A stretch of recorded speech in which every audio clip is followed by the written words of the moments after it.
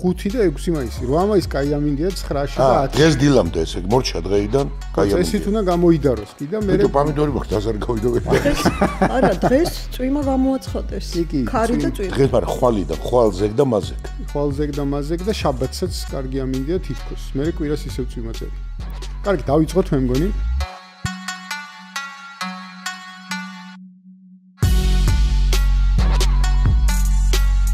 მოგესალმებით, ვაგრძელებთ ჩვენს პოდკასტებს და რა თქმა უნდა ტრადიციულად წარმოგიდგენთ ვასილ მაღლაფერიძე და მე გიორგი გვიმრაძე.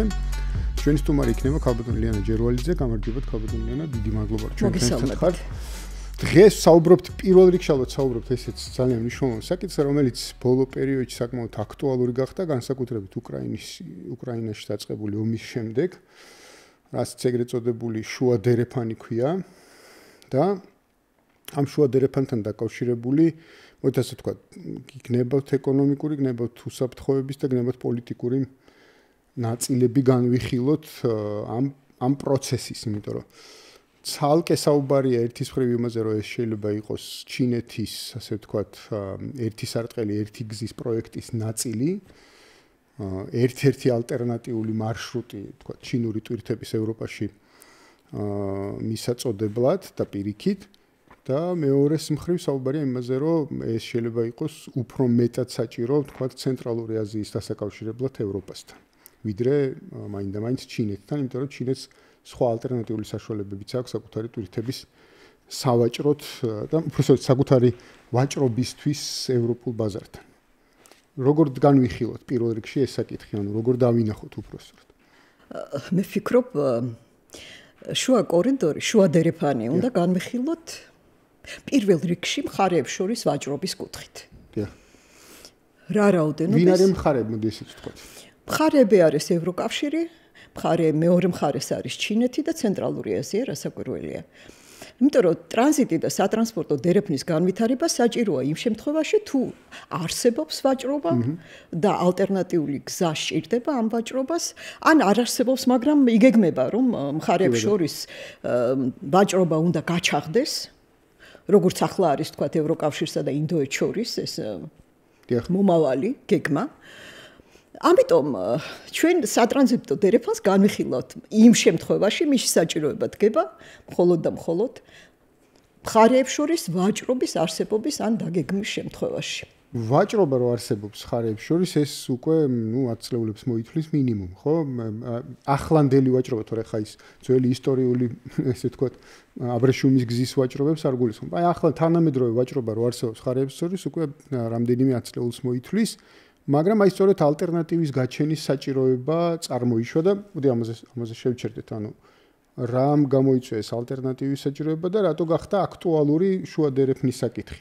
მიუხედავად იმისა, რომ აქვს თავისი გამოწვევები ამ შუა დერეფნის, ხო? რასაკვირველია. საჭიროება გახდა რუსეთ-უკრაინის ომის დაწყების შემდეგ. რატომ? იმიტომ რომ მთელი ტვირთი, ჩინეთიდან წამოსული მთელი ტვირთი რუსეთ-უკრაინის გავლით გადიოდა ცენტრალურ და ჩრდილოეთ ევროპაში ნაწილდებოდა და ჰაბი იყო ძირითადად გერმანია და სამდინარო და სარკინიგზო გადაზიდვებით დანარჩენი ევროპა. რუსეთ-უკრაინის ომის დაწყების შემდეგ იყო როგორც მილსადენები ტრანსპორტირება ენერგორესურსების მთავარი ღერძი გადიოდა უკრაინაზე, ასევე სარკინიგზო გადაზიდვების მთავარი ღერძი გადიოდა რუსეთ-უკრაინის გავლით ცენტრალურ და ჩრდილოეთ ევროპაში. ეს ნაწილი არის თითქოს როგორც ვიცი დაახლოებით განახევრებული, ხო, ვაჭრობა იმ გზაზე, ესე ვთქვათ, ეგრეთ წოდებულ ჩრდილოეთის მარშრუტზე, ამ გზაზე ახლა არაფერი აღარ გადის, ძალიან ცოტა. შემთხვევიდან შემთხვევამდე უკრაინას არ გულისხმობ, მთლიანად ჩრდილოეთის მარშრუტს გულისხმობ, რომელიც ბელორუსიაზე გადის და ნაწილი ტვირთების გადამისამართდება ბალტიის პორტებზე რუსეთის გავლით, იმიტომ რომ ეს ის ტვირთებია, რომლებიც შემდეგ გემებით და ფერი ბარჟებით ნაწილდება ჩრდილოეთ ევროპაში. კი ბატონო. მოდი თვითონ ამ შუა დერეფნის ტექნიკურ, ასე ვთქვათ, გამოწვევებზეც ვისაუბროთ, იმიტომ რომ ამ წუთის მონაცემები შუა დერეფანზე, როგორც ვნახე ბოლო პერიოდის, ესე ვთქვათ, მონაცემებს, ახლობით 1,5-2 მილიონ ტონამდე წელიწადში ხდება, ასე ვთქვათ, ტრანსპორტირება. და ეს არის პრინციპში შეიძლება ითქვას აი მთელი ამ ვაჭრობის სადღაც 1-2%, ხო, ჩინეთი ევროკავშირის ვაჭრობას გულისხმობს და ну პოტენციალი გარკვეული თვალსაზრისით არსებობს, მაგრამ მოითხოვს რაღაცა თავის რაღაც განახლებას ინფრასტრუქტურის მინიმუმ, ხო? დიახ, რასაკვირველია. შუა დერეფანი ახალი პროექტი არ არის. მანამდე საბჭოთა კავშირის დაშლის შემდეგ 90-იანი წლების შუა პერიოდიდან იყო სხვა პროექტი და ეს სხვა პროექტი ვერ დაიძრა იმის გამო, რომ ტვირთები არ არსებობდა.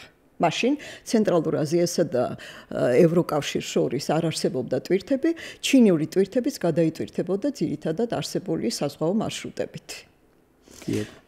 ჩინური ტვირთების რუსეთ-უკრაინის გავლით ტრანსპორტირება დაიწყო მას შემდეგ, რაც ჩინეთმა ყაზახეთის საზღვართან გააკეთა ხორგოსის მშრალი პორტი.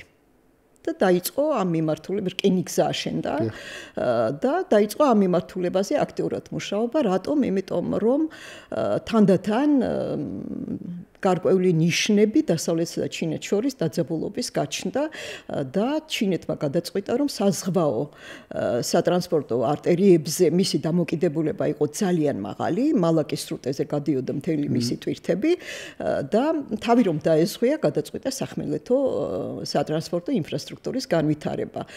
და ხორგოსის პორტის გახსნის შემდეგ ეს ტვირთები დაიძრა. ჩინეთმა მონაწილეობა მიიღო რკინიგზის რეაბილიტაციაში ამ ტრასაზე ყაზახეთ-რუსეთის გავლით, ყაზახეთის ნაწილში და თავისთავად ახლა უკრაინის რკინიგზა იყო მაღალ განვითარებული, იმიტომ რომ თავის დროზეც საბჭოთა კავშირის პერიოდშიც ის ასრულებდა მთავარ ფუნქციას საბჭოთა კავშირის კავშირისა ბლოკის ქვეყნებთან და დასავლეთის ქვეყნებთან. ამიტომ ეს რკინიგზა იქ არსებობდა და ბუნებრივად ჩაეწერა ამ იმაში. ჩაეწერა, დიახ, ჩაერთო ამ პროცესში. ჩვენთან რა ხდება? ანუ ჩვენი შესაძლებლობები, ასე ვთქვათ, ანუ ამ შუა დერეფნის შესაძლებლობები, რომელიც ახლა მცირეა, მაგრამ ჩვენი შუა დერეფნის შესაძლებლობები, ჩვენი რკინიგზის განვითარება ითვალისწინებს 48 მილიონ ტონამდე გაზრდას. ამას თუ დაემატა ბაქო-თბილისი ყარსი, ჯერჯერობით ლაპარაკია 5 მილიონ ტონაზე და ვერ არის ასული იქამდეც. და თეორიულად შეიძლება 15 მილიონ ტონამდეც წარმოვიდგინოთ, ეს არის ის რაოდენობა, რომელიც საქართველოს პორტებით და ბაქო-თბილისი ყარსიც შეიძლება გადაიტვირთოს თეორიულად, მაგრამ აქ პრობლემა მარტო საქართველოს არ არის, აქ პრობლემა არის ტრანსკასპიური გადაზიდვები, იქ საბორნე სისტემების არარსებობა და ასე შემდეგ და ასე შემდეგ. დიდი ინვესტიცია არის საჭირო განხორციელდეს იმისთვის, რომ ეს პროექტი დაიძრას და კონკურენტული გახდეს. მაგრამ, როდესაც საუბრობთ უკრაინის და შუა კორიდორის პერსპექტივაზე, ერთი რამე უნდა ან იგივე ვთქვათ რუსეთის ბალტიაზე პორტების კონკურენტუნარიანობაზე უნდა გავითვალისწინოთ ის, რომელ ბაზარზე არის ორიენტირებული, ვინ უწევს ჩვენს მიმართულებას ძირითად კონკურენციას. შავ ზღვაზე შუა კორიდორის მოპირდაპირე პორტი არის კონსტანცა და ბურგასი. ტვირთები, რომლებიც ორიენტირებული არის ცენტრალურ ევროპაზე. აი ის არის ჩვენი მთავარი მიმართულება. იმიტომ რომ უკრაინის ინფრასტრუქტურაც არის ორიენტირებული ცენტრალურ ევროპაზე და შემდეგ ჩრდილოეთზეც იქიდან ხდებოდა ტრანსპორტირება. მაგრამ რუსეთის ბალტიის პორტებზე ტვირთბრუნვის გაზრდის შემდეგ და ტერმინალების აშენების შემდეგ აღმოჩნდა, რომ ბალტიის პორტები ჩვენი კონკურენტული არ არის, იმიტომ რომ ისინი ზღვით ევროკავშირის ჩრდილოეთ პორტებზე გადის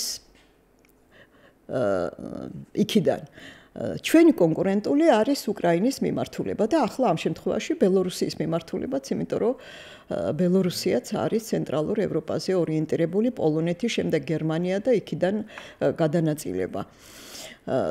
ის მიმართულება, თუ წარმოვიდგენთ, რომ უკრაინაში მშვიდობა დამყარდა, მე ძალიან ძნელად წარმომიდგენია, რომ იქ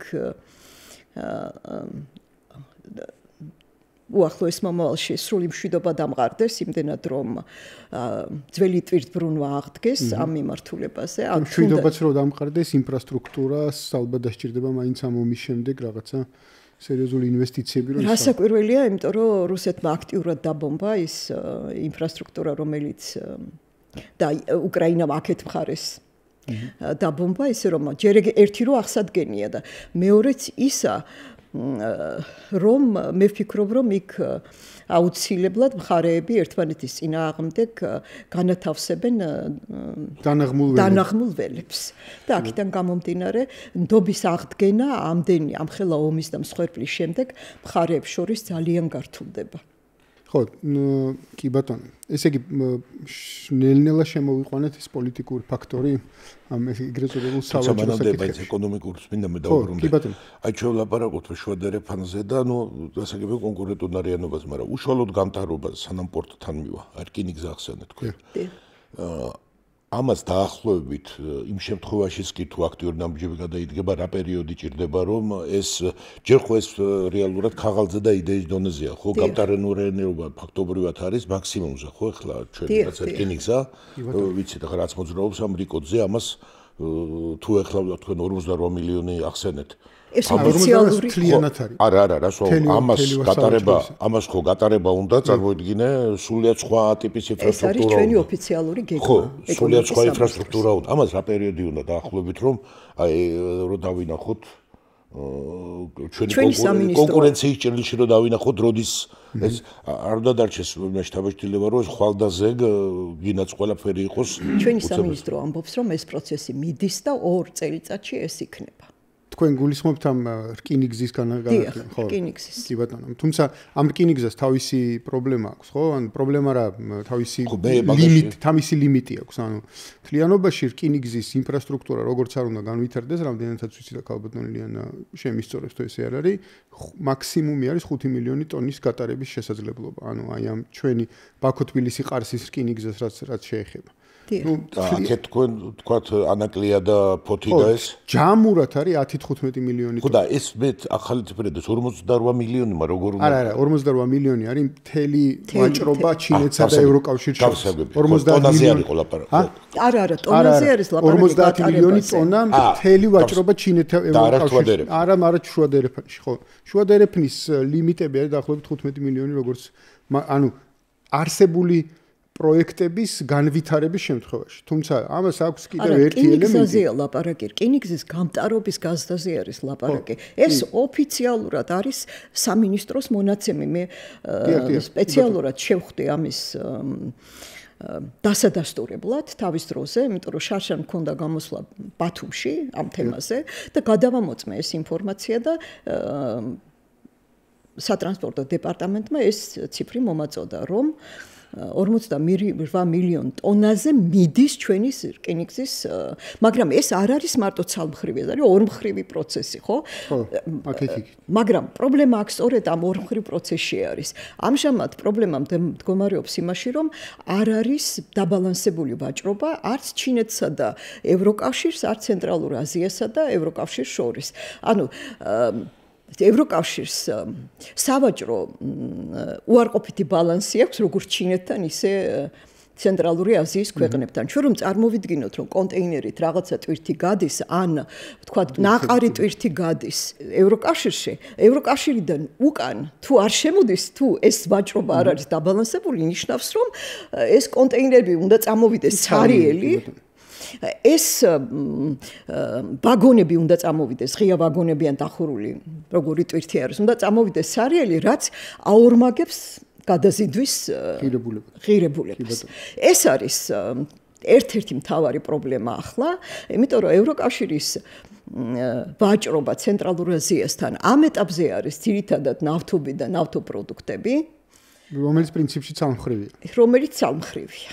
დიახ, ევროკავშირის ინვესტიცია ცენტრალურ აზიაში არ არის მნიშვნელოვანი, მინდა გითხრათ, იქ ტვირთებს ვერ წარმოშობს, არ არის ბევრს არ ქმნიან ევროკავშირში. აი, რომ წარმოვიდგინოთ თურქმენეთისთვის ევროკავშირი ვაჭრობის კუთხით არის დაახლოებით მე-4, მე-5. იქ არც გაზი არ შედის თურქმენული, რაღაც მცირე რაოდენობით შედის ისიც შედის როგორც ეს ბაქო-ჯეიჰანის ნაწილი, ხო? დიახ, ბაქო-ჯეიჰანის ნაწილი, დიახ.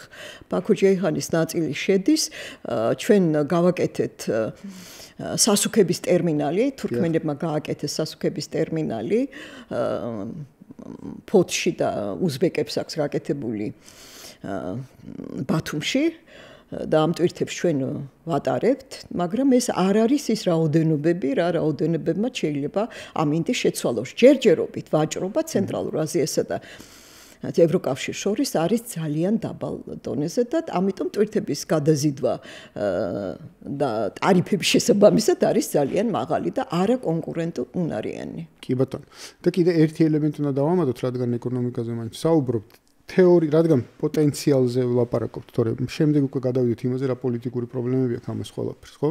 ზანგეზურის კორიდორი, რომელიც ასევე ესეთი, რა ქვია, ამას შუა დერეფნის ერთ-ერთი ხაზი შეიძლება იყოს, რომელსაც ასევე არ აქვს მცირე პოტენციალი იმ პოტენციალში, რომელიც მთლიანად შუა დერეფანს, ხო? 10-15 მილიონს განიხილავენ, რომ იქნება მისი პოტენციალი თუ ის ამუშავდა, ხო? იცით რა არის? თუ ვაჭრობა არ არის და არ გაიზარდა ევროკავშირსა და ცენტრალურ აზიას შორის, ეს ლიმიტები დაგვრჩება, ეს ლიმიტები დარჩება, გადანაწილდება თუ რა მოხდება, არ ვიცი. და თურქეთი არის ცალკე თემა. როგორც გეოპოლიტიკური, ისე ყველა პოლიტიკური და ეკონომიკური თვალსაზრისით, იმიტომ რომ ჩინეთი, უკაცრავად თურქეთი მართალია ნატოს წევრი კი არის და სარგებლობს ინფორმაციულად და ბევრი თვალსაზრისით ნატოს კავშირში ყოფნით, მაგრამ თურქეთი არის ყალიბდება დამოუკიდებელ მოთამაშედ. მინიმუმ რეგიონალურ ძალად, კი ბატონო. დიახ, რეგიონულ ძალად ყალიბდება, მას დიდი სურვილია რომ აქვს რომ გახდეს როგორც ენერგეტიკული, ისე სატრანსპორტო ხაბი და ფაქტობრივად თუ ეს პროცესი ასე წავიდა, ჩვენ დავინახავთ მეორე უკრაინის ჩამოყალიბებას თურქეთის გავლით. რას გულისხმობთ? აი როგორც უკრაინა იყო, როგორც სატრანზიტო ხაბის, როგორც სატრანზიტო ხაბის. თუ თურქეთის ეს სურვილები განხორციელდა. იმიტომ რომ თურქეთი უკვე არის რაღაც გარკვეული თვალსაზრისით ჰაბი, მით უმეტეს თუ დავიღებთ თქვა ეგრეთ წოდებული ასეთი დიახ, ცენტრალური აზიისთვის და ასევე ახლო გაზის ხაბად ჩამოყალიბების პოლიტიკას აწარმოებენ აქტიურად.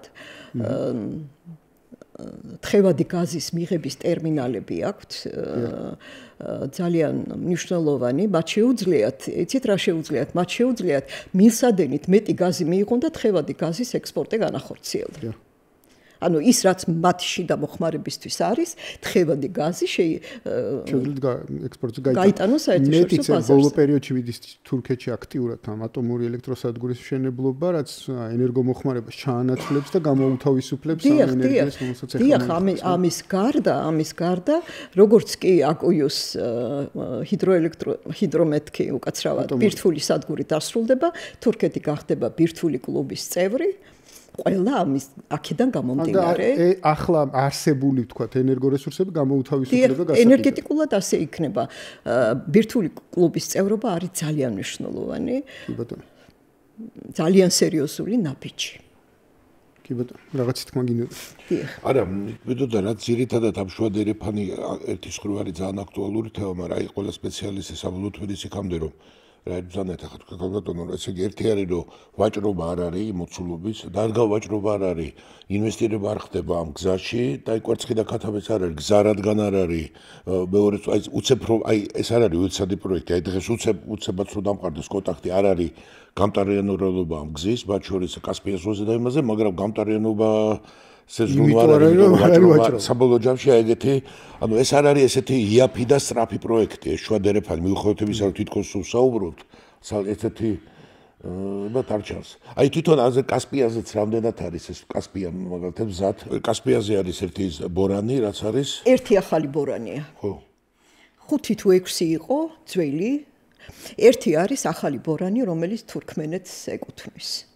და ვოლგადონის არხით შეიყვანეს ეს ბორანი და 2023 წელს თუ არ ვცდები, მას შემდეგ სხვა ახალი ინფრასტრუქტურის განვითარება მიდის ახლა. კვერცხის და ქათმის ამბავს თუ შევხედავთ, პირველი და უმთავრესი არის ინვესტიცია. როგორც კი ინვესტიციის განხორციელებას იწყებს და მხარე და პროდუქციის წარმოშობის ეტაპზე გადადის, პარალელურად იწყება მუშაობა სატრანსპორტო ინფრასტრუქტურის განვითარებაზე. როდესაც ახლა ბოლო ვიზიტი ევროკავშირის ცენტრალურ აზიაში სწორედ ამას ემსახურებოდა ნიადაგს ამზადებენ საიმისოდ, რომ ვთქვათ, ეს არხი, სატრანსპორტო არხი გააჩინონ. ეხლა რაც შეეხება ზანგეზურის კორიდორის საკითხის დაყენებას, ურსულა ფონ დერ ლაინის და ევროკომისიის მიერ ეს უბრალოდ საქართველოს მიმართ და საწინააღმდეგოდ გადადგმული პოლიტიკური განცხადება იყო. მათ თვითონ უნდა ესმოდეთ, რომ ტვირთბრუნვა თუ არ არის იმდენი, რომ არსებული ინფრასტრუქტურა დაიტვირთოს, უახლოეს მომავალში ზანგეზურის კორიდორის დატვირთვა მით უმეტეს ტვირთების გადანაწილებას გამოიწვევს და უნდა გითხრათ, რომ ეს რკინიგზა თურქეთის ტერიტორიაზე უნდა განვითარდეს, ეს მარტო ზანგეზურის 43 კილომეტრი არ არის იქ უნდა და აღმოსავლეთ თურქეთის რკინიგზის განვითარება ბევრად ჩამორჩება დასავლეთ ნაწილის რკინიგზის განვითარებას. ამიტომ ეს არის ხანგრძლივი საინვესტიციო პროექტი ზანგეზურს რაც შეეხება. ჩვენ გაცილებით წინ ვართ ინფრასტრუქტურული განვითარების თვალსაზრისით, თუ ტვირთები წამოვა. ცხადია, იმიტომ რომ რამდენიმე ათწლეულია მიმდინარეობს ეს პროცესი, კი ბატონო.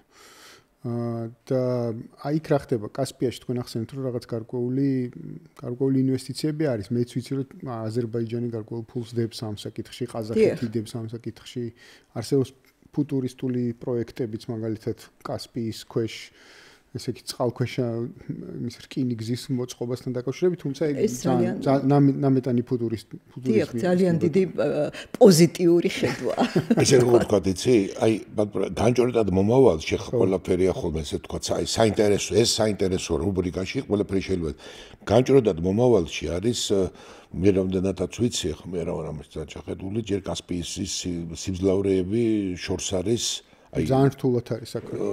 იქ ღრმაწყლოვანი პორტების მოწყობა უბრალოდ შეუძლებელია. ჩრდილოეთ ნაწილში ეს გამორიცხული.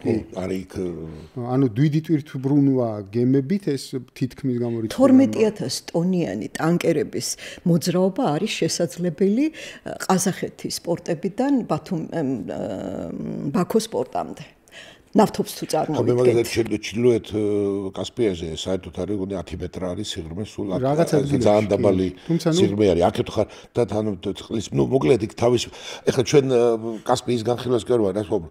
აი მაინც ვითარებაში ვართ რომ ერთი მხრივ ჭირდება და ალბათ გადავალთ პოლიტიკური სტაბილურობას. ანუ ეს არის ძალიან კომპლექსური პროექტი, რომელიც ითხოვს ძალიან ბევრ დაფიქრებას კეთილგანწყობას მე პოლიტიკურ კეთილგანწყობას გულისხმობ ანუ პოლიტიკურ სიმშვიდეს და არა ურთიერთ քიჩს და მე ამას ბევრი ის ველაყურება ხო ვინ არის ამის ინვესტორები რომ დიდი ინვესტორები ჭირდება ამას ხო ევროკავშირის და მის მასშტაბი ეს არ არის ეხლა რომელიმე ქვეყანამ რომ ცალკე დაიწყოს ამის აწყობა აი რომ წარმოვიდგინოთ ვინ არის კონტრაგენტი ჩინეთის ვთქვათ ევროკავშირში ჩვენს მიმართულებაზე. ჩვენს მიმართულებაზე არის ცენტრალური ევროპა. ვინ? უნგრეთი, რუმინეთი, ბულგარეთი, სერბეთი, ბალკანეთი.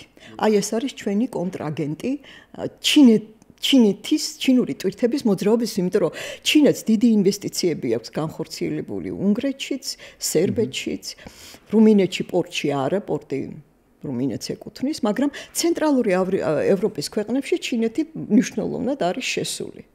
კი ბატონო. მაგრამ შესული არის სამხრეთ ევროპიდანაც იგივეც გახსოვთ ალბათ რამხელა ამბავი იყო, როდესაც ჩინეთი შევიდა საბერძნეთის პორტში. და იქიდან სახმელეთო გზა პირდაპირ ტრასა გახსნა ბელგრადამდე. ამას ძალიან დიდი წინააღმდეგობა მოყვა ევროკავშირის მხრიდან.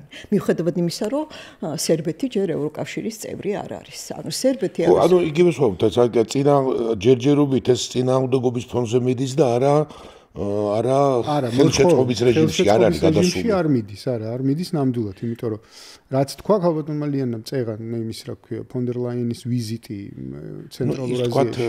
არა იმიტომ რომ ალბათ ის განცხადება მოდი არ არა განცხადებას თავი რო დავანებოთ ამ 10 წლეულების განმავლობაში ეს იყო ეხლა დაიწყეს პირველი მცდელობები იმისა რომ თითქოს ცენტრალურ აზიაში რაღაც აქტიურობას უნდა მიჰყონ ხელი.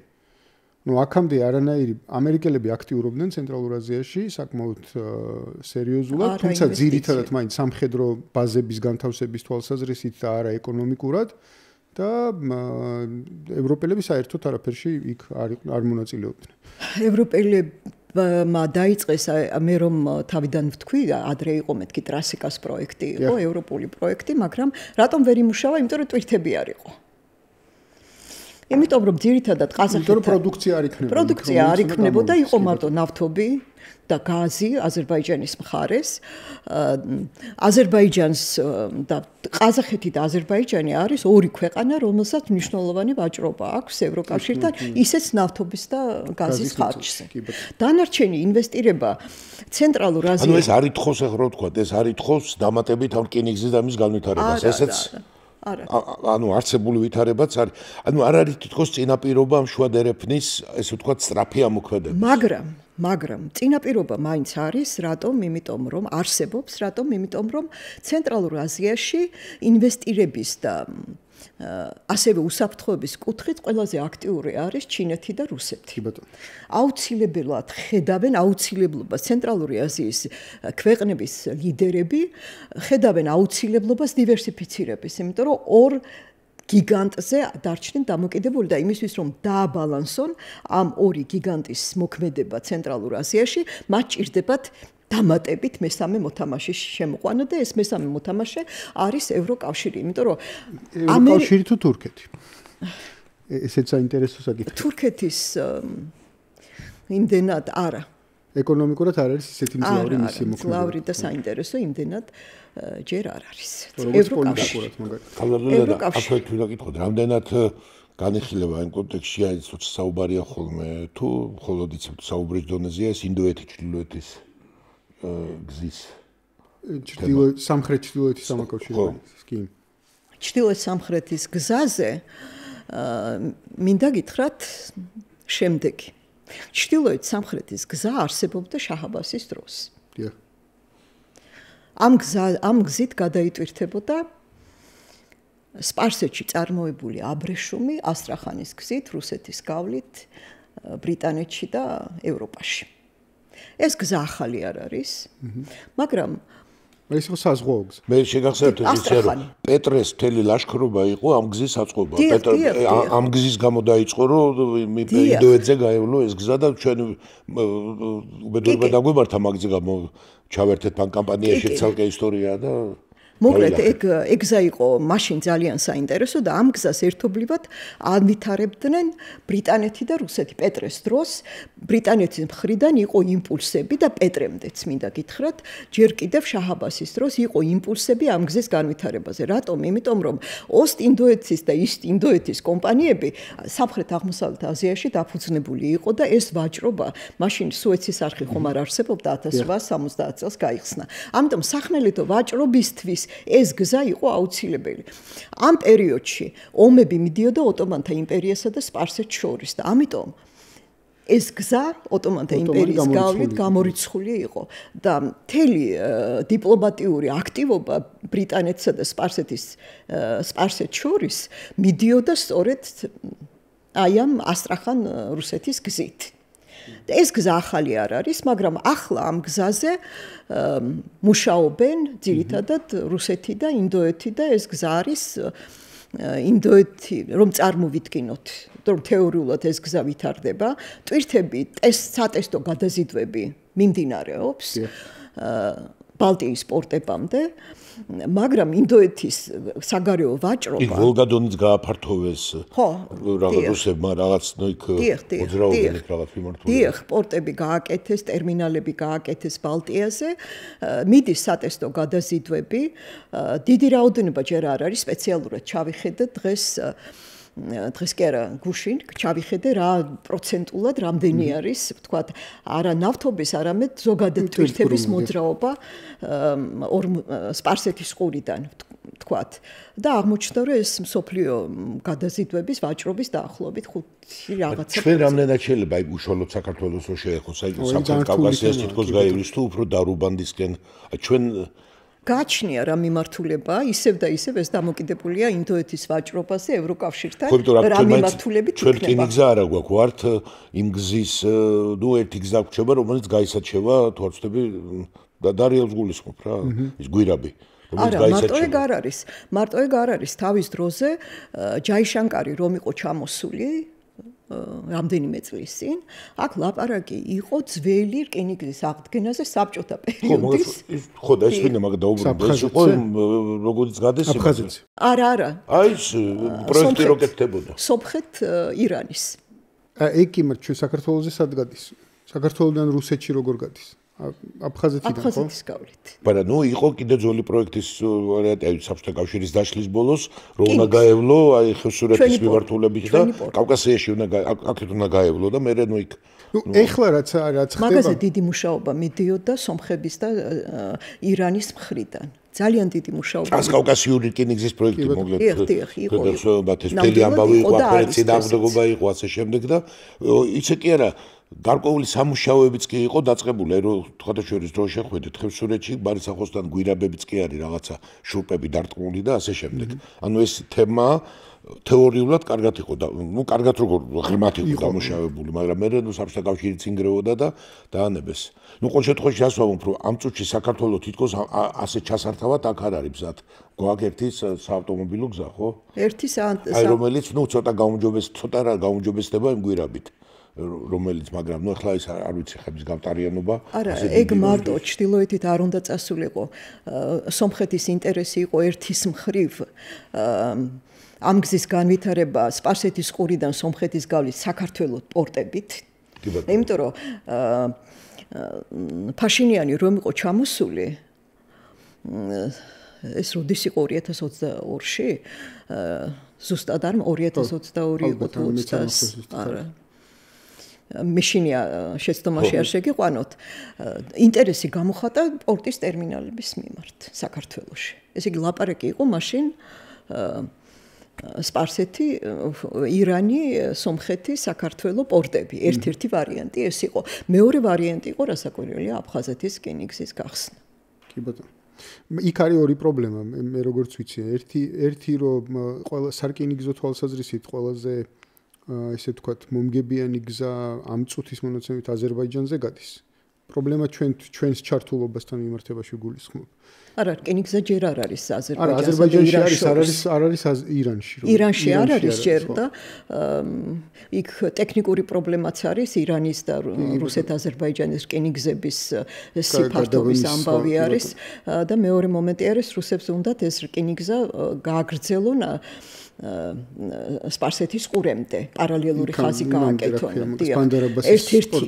ერთ-ერთი სურვილი არის ასეთი და ხო ანუ ტექნიკური პრობლემაც არის ერთის მხრივ და მეორეს მხრივ რა თქმა უნდა ის პოლიტიკური ელემენტი სომხეთის თქვათ ძალიან რთული ფაზლია რომ საერთოდ დაგიხდე ორსვლას აკეთებ და მე მესამესვლა არის პრობლემები იცით რა არის ალტერნატიულ პროექტებს უნდა უყუროთ აქტიურად იმიტომ რომ რკინიგზა რუსეთი ყაზახეთი თურქმენეთი ირანი არსებობს კი ბატონო და ტვირთები მოძრაობს ამ რკინიგზაზე კი ბატონო ეს არ არის ჩვენი ეს მიმართულება თუ უკვე არსებობს საჭირო არის უკვე სხვა მიმართულების განვითარება ის ჩვენი კონკურენტული ვერ იქნება იმიტომ რომ ის სხვა ბაზარზე არის ორიენტირებული სხვა ტვირთების ტრანსპორტირებაზე. ანუ თქვენ ამბობთ რომ უფრო მისაღები და მომგებიანი იქნება სპარსეთი შავი ზღვის პორტებით შემდეგ ევროპის თუნდაც აზერბაიჯანის გავლით, მაგრამ აზერბაიჯანის გავლით ეს რკინიგზა ირანის მიმართულებაზე ჯერ არ არის და ძველი რკინიგზა როდესაც არის ეს იმას ნიშნავს რომ იმ არეალში ინფრასტრუქტურა გზა მაინც არის ძველი გზა მაინც არსებობს და რაღაცნაირად უფრო იაფიჩდება მისი განახლება ვიდრე მთლად ახალი ინფრასტრუქტურის გაკეთება იმიტომ რომ ყველაფერი ახლად უნდა გააკეთო და მისასვლელი გზა რომ გაქვს იმიტომ რომ რამდენიც მე ვიცი 53 წელს საბჭოთა კავშირის დელეგაცია ამ რკინიგზით ჩავიდა ირანში არსებული რკინიგზით ცენტრალური აზიით თუ აზერბაიჯანის მხრიდან არა ჩვენი სომხეთის ჩვენ ის კი არა რუსეთის სტალინმა გაიარა სტალინგრადი აღწერილია ესე და მატარებლით ხო ჩავიდა მაგრამ თეირანის კონფერენციას ხო ხო აი აღწერილია სტალინგრადში ჩამოვიდა სტალინი მე შემოვიდა ალბათ დარუბანდით რაც არის ის რკინიგზა და შემდეგ სომხეთი იქიდან სომხეთს ის რკინიგზა არსებობდა მაშინ კი. ის კი რა რუსეთის იმპერიის დროს არსებობდა თბილისი-ყარსის რკინიგზა გააკეთეს. იმიტომ რომ ყარსი იმ პერიოდში რუსეთის იმპერიის ნაწილი იყო. აი საქართველოს ისტორიაში ხლართის მას რო ახსენებენ, ის იყო ყარსი. ხლათი? ხო, ყარსი იყო.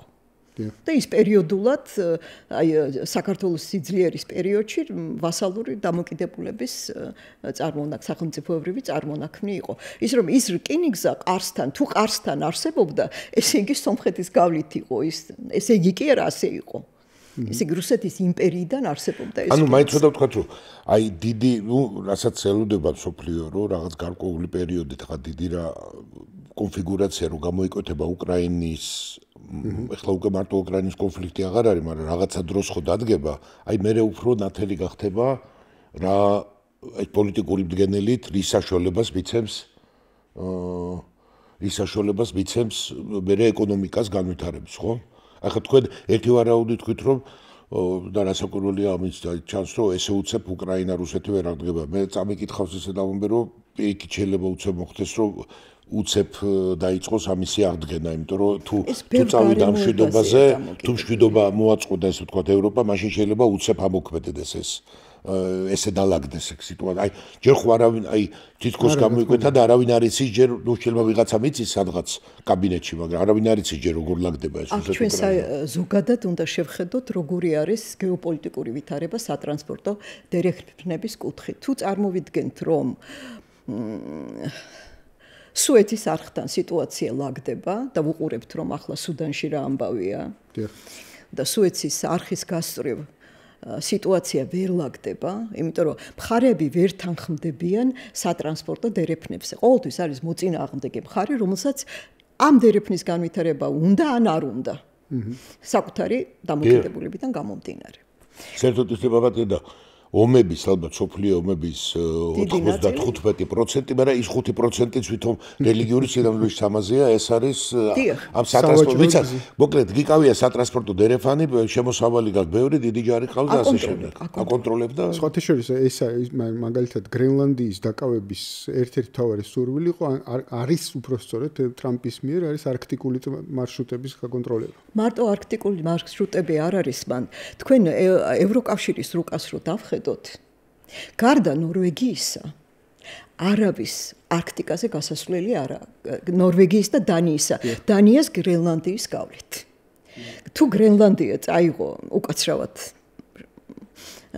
წაიღო თუ გრენლანდია გადაწყვეტს მეტად იყოს აი საერთოდ თუ გრენლანდია გადაწყვეტს 50000 კაცი თუ გადაწყვეტს რა უნდა გააკეთოს? ხო, ნუ ახლა შეიძლება გადაწყვეტოს. და ამერიკამ გააკონტროლა გრენლანდია, ეს მას ნიშნავს, რომ ევროკავშირი მთლიანად დამოკიდებული რჩება. ხო, თქვენ კაი რაღაცა ვძანეთ. იქ შვედეთი რო ჩანს, შვედეთიც კი არ გადის.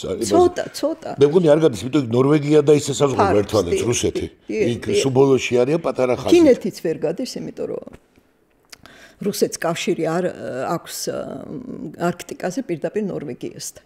და ამიტომ ეს არის რესურსების ხელუხლებელი რესურსების უდიდესი მარაგი თან მოლოდინები არის რომ ყინულის დნობა დაწყებულია და არქტიკაში სატრანსპორტო მოძრაობა გამარტივდება იქნება ვიდრე აქამდე იყო მინიმუმ ახლა 2023 წელს არა თუ 2022 წელს პუტინმა დაავალა თავის ინფრასტრუქტურას გაზარდონ უკვე არის ტრანსპორტირება არქტიკაზე რუსეთის ესენი ყინულმჭრელები აცილებენ გემებს 80 მილიონ ტონაზე გავიდნენ წლიური ბრუნვა, ტრით ბრუნვა 80 მილიონი. და თორსტო ჩინეთიდან მაკედონ უფრო მოკლედ და სწრაფად მიდის თვითონ. დიახ, უმოკლესი გზა არის. ახლა დღეს არსებული ინფრასტრუქტურას სუეცის არხს აკონტროლებს ეგვიპტე და ხედავთ რა მდგომარეობა. სუეცის არხის პრობლემამ განაპირობა ტრამპის მიერ ახალი პროექტის შემოტანა.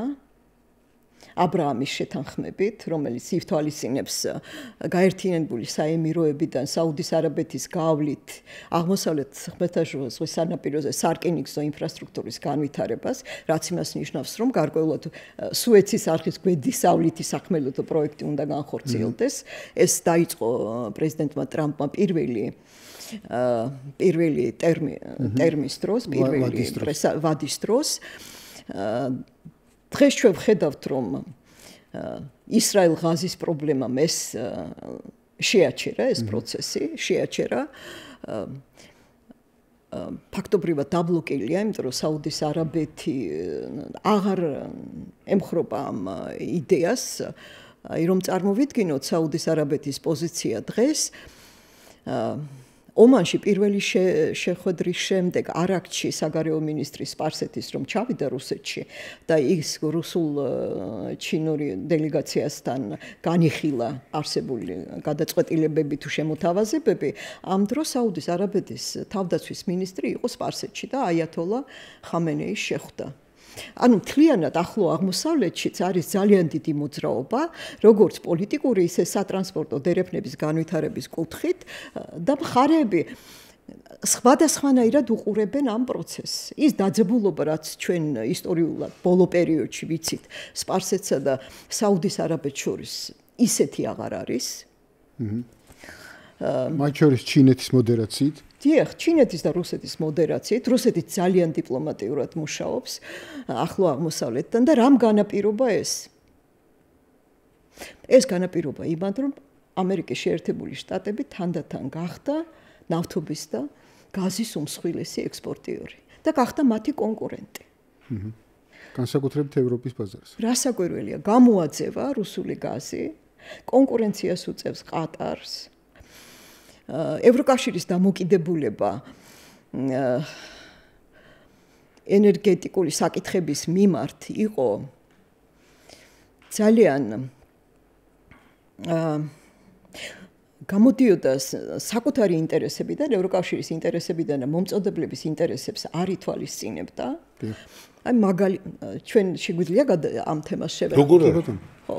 რა იყო? ეს კავშირშია ყველაფერი. დიახ. 2019 წელს ევროკავშირმა მიიღო მწვანე გადასვლის გეგმა. დიახ. და თქვა, რომ ცოტა დააკორექტირა 2022 წელს. დააკორექტირა, მაგრამ ყოველ შემთხვევაში ეს იყო სიგნალი, რისი სიგნალი იყო, რომ იცით რა არის, მე ნავთობის და გაზის გამოყენების არ ვაპირებ. კი ბატონო. და თქვენ თუ გინდათ, რომ ჩემი მომწოდებელი გახდეთ, უნდა ითამაშოთ იმ თამაშის წესებით, რომელიც მე მაქვს ჩემს საზღვარზე. ამ დროს ჩვენ უნდა წარმოვიდგინოთ, რომ ევროკავშირი არის უმსხვილესი სავაჭრო სახლი. მისი ასეთი ვაჭრობა არავის არ აქვს. 2023-ში მისი ვაჭრობა იყო 8 ტრილიონი. აქედან 6.6 ტრილიონი იყო ამერიკასთან და სულ დეფიციტი ჰქონდა ამერიკას ამ ვაჭრობაში. 6.8 ტრილიონი ჰქონდა ჩინეთთან და ჩინეთთან ჰქონდა თვითონ დეფიციტი. ესე იგი ამერიკასთან ჰქონდა პროფიციტი, ჩინეთთან ჰქონდა დეფიციტი. როდესაც ასეთი ვაჭრობა გაქვს, რუსეთთან ესეთი დიდი ვაჭრობა მას არ ქონია, ერთადერთი იყო ნავთობი და გაზი, რომელსაც იყიდულობდა რუსეთი. და უთხრა თავის მომწოდებლებს, რომ რა არის, იცით, მე ვინაიდან გადავდივარ მწვანე გეგმაზე, მწვანე გეგმაზე გადავდივარ, თქვენ შესაბამისად უნდა გააკეთოთ თქვენი მოწოდების გეგმების კორექცია. რას ნიშნავს? მე აღარ ვაპირებ ხანგრძლივი კონტრაქტების დადებას შესყიდვაზე. არ გაზის, არ ნავთობის უნდა შემოხვიდეთ სავაჭრო პლატფორმებზე და უნდა ივაჭროთ ძალიან მოკლევადიანი კონტრაქტებით. ჩვენ რომ წარმოვიდგინოთ გაზის და ტრადიციული ნავთობის და გაზის მოპოვება, კონტრაქტი, სატრანსპორტო გზის განვითარება და ეს ყველაფერი დაახლოებით სულ მინიმუმ 10 წელს მაინც მოიცავს. ესე იგი თქვენ უნდა ჩადოთ 3-4 მილიარდი, დაელოდოთ ამ მოპოვებას 7-8 წელი მინიმუმ და ესე იგი, როდესაც მოპოვებაზე გახვალთ, თქვენ არ იცით, გაქვთ თუ არა თქვენი ინვესტიცია. ხარ, ყავთ თუ არა მყიდველი. და როგორ დაიბრუნებთ ამ თქვენს ინვესტიციას? კი ბატონო. გაქვთ თუ არა ამ ინვესტიციის უკან ამოღების შესაძლებლობა? ამის ამოცანა ევროკავშირის მხრიდან იყო მაქსიმალურად შესულიყო მოპოვებაში. და იქიდან დაეწყო თავისი მიწოდების გეგმა, რატომ? იმიტომ რომ ძირითადი ფინანსი კეთდება. წვანაზე გადასვლა არ იყო იმდენად, რამდენად შესვლა იყო მიზანი? ერთ-ერთი ძირითადი მიზანი იყო შესვლა. მწვანე გადასვლაც იყო, მაგრამ შესვლა იყო. ანუ ის იყო ძირითადი. დიახ. ჩემი აზრით, იმიტომ რომ თურქმენეთმა რომ არ გახსნა გალკინიშის საბადო, აპსტრიმში მოპოვებაში შესვლაზე, ფაქტობრივად დასავლეთის მიმართულება გახდა უპერსპექტივო. იმიტომ რომ დასავლური კომპანიები რომ შესულიყვნენ, მოძებნიდნენ ამ ტრანსპორტირების გზას, როგორც მოძებნეს თავის დროზე ჩვენი მიმართულების განვითარება, მაგრამ ძალიან მნიშვნელოვანი არის ენერგოკომპანიებისთვის აპსტრიმში, ანუ წარმოებაში შესვლა, იმიტომ რომ ეს ზრდის მათ კაპიტალიზაციას, ფინანსურ ნაკადებს ზრდის მათთვის და ხანგრძლივ პერსპექტივაში არის ძალიან დიდი ნახტომი. რაც უფრო მეტ რეზერვს აკონტროლებ და წარმოება გაქვს, მით მეტია შენი კაპიტალიზაცია. ასე ითვლება მათი კაპიტალიზაცია, რეზერვი, წარმოება. ამიტომ რუსეთში ცდილობდნენ შესვლას. რუსეთმა რა გააკეთა? რუსეთმა რამდენიმე გერმანული კომპანია შეუშვა გარკვეული პირობებით აპსტრიმში და ეს იყო იმის პირობა, რომ ჩრდილოეთი ნაკადი ამუშავებული იყო. ანუ დაწყებული იყო მისი მშენებლობა. მეორე რაც გააკეთა, ძალიან ესე იგი ხანგრძლივი კონტრაქტები მუშალა, იმიტომ რომ ვერ აკონტროლებს მარტო ესე იგი წარმოებელი ქვეყნის კონტროლის ქვეშ ხდება რესურსები და მეორე თქვენ თუ ხართ მომწოდებლები, ვინაიდან მე ვაკონტროლებ, ვინაიდან მე მიმაჩნია, რომ ნავთობი და გაზი არის ძირითადი ემისიების წარმომქმნელი, თქვენ თუ მომპოვებელი ხართ და მე მომაწოდებთ, ჩემს საზღვარზე უნდა გადაიხადოთ კარბონ ტაქსი. ემისიების გადასახადი. იმიტომ რომ თქვენ ეს აწარმოეთ და ამის გამო ჩემი მწვანე აბინძურეთ გარემ ჩემი მწვანე გეგმა შეურაცხყოფა მიაყენეთ ჩემ მწვანე გეგმას ესე შეურაცხავთ გარკვეულად და როდესაც ასეთი ძლიერი სავაჭრო სახლი ხარ შენ შეგიძლია ძალა გაქვს საიმისოდ რომ ესეთი წესები დაადგინო მაგალითად ევროკავშირს ჰქონდა დავა ყატართანაც ამ ხანგრძლივ კონტრაქტებზე აი ამ კარბონ კრედიტზე სერიოზული დავები იყო და აი უნდა გითხრათ რომ და მე ყატარელებმა მიმართეს იმის მოსყიდვის პოლიტიკას ყატარგეიტის საშუალებით ეს ახლა ამას ვერ ვიტყვი იმიტომ რომ არაფერი ოფიციალური გარდა იმისა რაც არ წამიკითხავს ამის შესახებ მაგრამ ვარაუდით შეიძლება ვარაუდი რასაკვირველია ვივარაუდოთ და მოკლედ ევროკავშირი მოქმედებდა როგორც სავაჭრო სახლი ძალიან მტკიცედ და მედგრად თავისი ინტერესების განხორციელების კუთხით და ამან განაპირობა ის რომ აი ფაქტიურად ახლა და ეს აი მინდა ახლა ბრძანეთ რა შედეგი მოუტანა ამ საბოლოოდ ახლა ამ გეგმამ მინდა გითხრათ რა შედეგი მოიტანა ერთი ის რომ აი რას გიგმავდნენ და რა მიიღეს რუსეთის აი ამ ბალტიის ზღვაზე ამ მისადენების აფეთქების შემდეგ ფაქტიურად ხანგრძლივი იაფი რესურსის გარეშე დარჩა ახლა ევროკავშირის გასაცავების შევსება ზუსტად გუშინ მკითხულობდი მთლიანად თხევადი გაზით ხდება თხევადი გაზი რომ წარმოვიდგინოთ ეს არის ძირითადად მიმწოდებელი არის ამერიკის შეერთებული შტატები. აი და აქ საინტერესო არის ერთი გარემოება. ამერიკის შეერთებული შტატების ნავთობი და გაზი არის არატრადიციული. ქართულად მაგას რატომღაც ფიქალის ნავთობს და გაზს უწოდებთ. ამ ნავთობის და გაზის მოპოვების ძირითადი მახასიათებელი რა არის? აი თქვენ რომ წარმოიდგინოთ თუ ტრადიციული ნავთობი და გაზი გროვდება თიხის და მარილის კაფსულებით ესე დაკაფსულებულ სივრცეებში რომელიც შეიცავს თქვა 500 მილიონს 3 მილიარდს 4 მილიარდს მაგალითად შტოკმანის საბადო რუსეთში ბარენცში 3 ტრილიონს შეიცავს. ჯერ არ დაუწყიეთ მისი განვითარება. ესე იგი შეიძლება იყოს საბადო, რომელიც ტრილიონობით კუბურ მეტრს შეიცავს, ხო? გაზ, ხო. აი ფიქალის ნავთობი და გაზი არის ჩაჭედილი დედამიწის ზედაპირიდან დაახლოებით 300, 500, 600 მეტრის სიღრმეზე, აი ესეთი ეს არის layer, ფენა, რომელიც ამას შეიცავს. ეს ფენა შეიძლება იყოს დაახლოებით 500 მეტრიანი, 600 მეტრიანი, 700, 1 კილომეტრიანი, მე არ წამიკითხავს რომ იყოს. ეხლა რა ხდება? ერთ მხარეს მტკნარი წყალი, რომელიც გაჯერებული არის ქიმიკატებით, სხვადასხვა ქიმიკატებით, სხვა შორის ობამამ დადო პირობა, რომ გაასაჯაროებდა რა ტიპის ქიმიკატები შედის ამაში. მაღალი წნევით ხდება ჩაჭირხნა ჭაბურღილებით.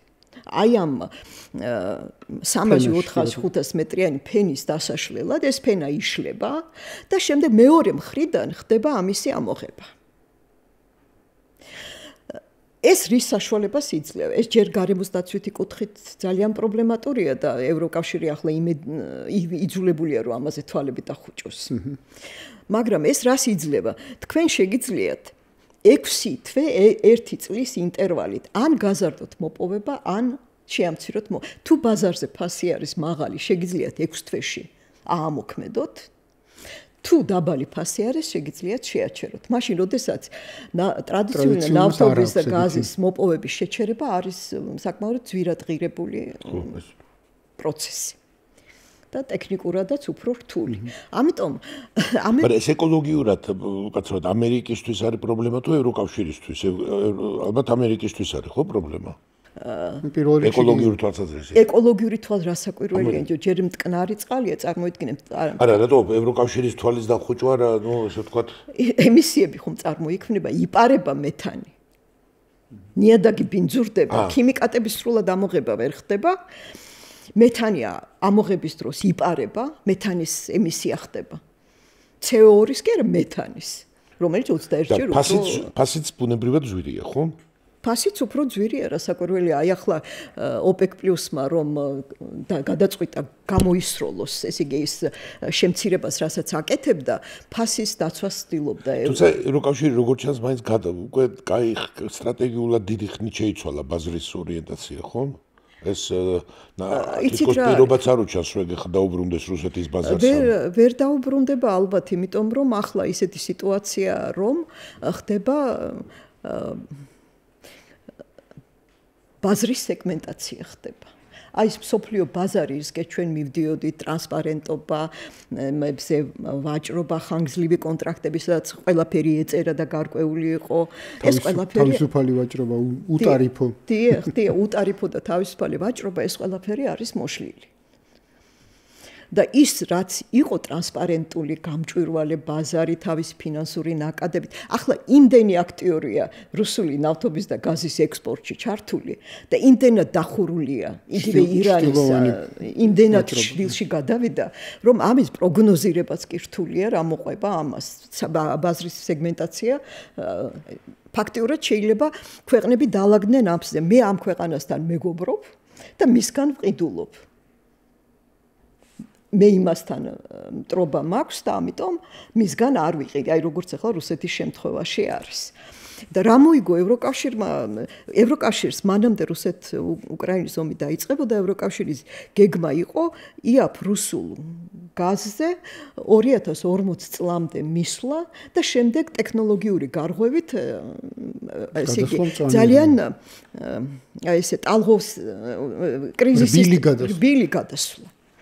და აი ამ მომმა და ამ მისადენების ჩახსნამ ეს რბილი გადასვლის საკითხი დახურა.